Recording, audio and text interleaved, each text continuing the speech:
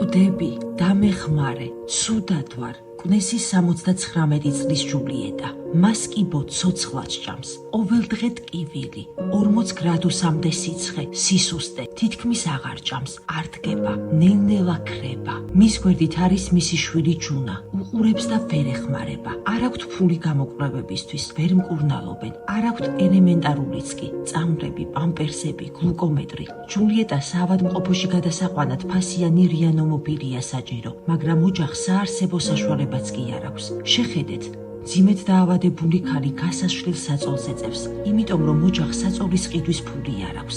სახლში ცივა, არ აქვთ გამათბობელი, სახურავიდან წყალი შორდავს, დედა იყინება, ხოლო შვილი გაზის ქურასთან თმება. ამასთანავე ჯუნაც მძიმედ არის ავად.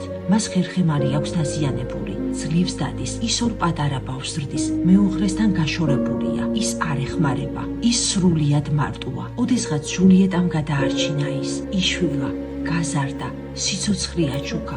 ახლა შვილი მომაკვდავს მარტო-ვარტოვებს. ეს რომ თქვენი დედა იყოს, გვერდსა უვლიდით, დაეხმარეთ სიცოცხლის გადარჩენაში.